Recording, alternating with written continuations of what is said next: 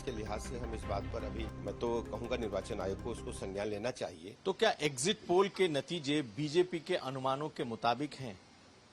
Axis माई India और India today group ने जो सर्वे किया है उसमें 400 पार का आंकड़ा दिख रहा है, जो बीजेपी लगातार कहती आ रही है। हमारे साथ डिप्टी सीएम ब्रजेश पाठक हैं।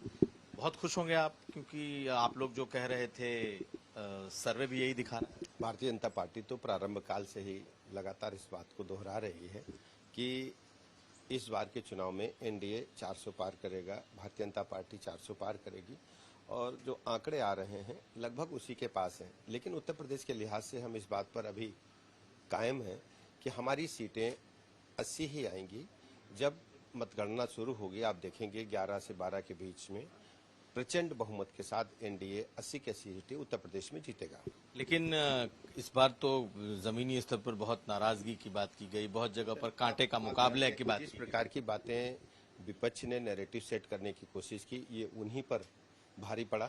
फेक वीडियोज डाले गए, ऐसी बातें कही गई जो लोकतंत्र के लिहाज से अच्छा नहीं माना जाता है, ऐसी बातें कही गई जिनका कोई आधार नहीं था। भारतीय जनता पार्टी माननीय मोदी जी के नेतृत्व में जन जन का विश्वास जीत चुकी है। लोगों का भरोसा भारतीय जनता पार्टी पर लगातार बढ़ा है।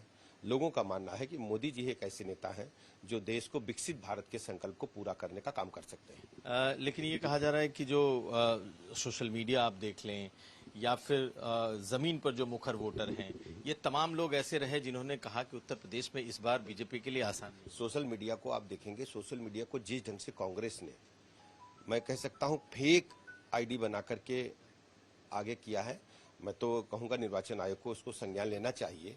और जो पर्दे के पीछे से रह करके फेक नाम डाल करके या गलत आईपी एड्रेस डाल करके इस प्रकार की बातों को प्रचारित कर रहे थे, उनकी जांच होनी चाहिए और कार्रवाई होनी चाहिए। ये तो आंकड़े हैं, अभी ये तो सर्वे है, एग्जिट पोल, अभी तो एक्चुअल डाटा आना बाकी।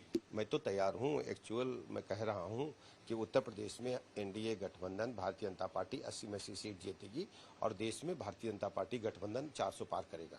शुक्रिया। तो हमारे साथ थे ब्रजेश पाठक। पूरे कॉन्फिडेंट हैं कि जो आंकड़े आ रहे हैं वही आएंगे और 80 में 80 सीट भी आएगी। कुमार अभिषेक, लखनऊ, आज तक।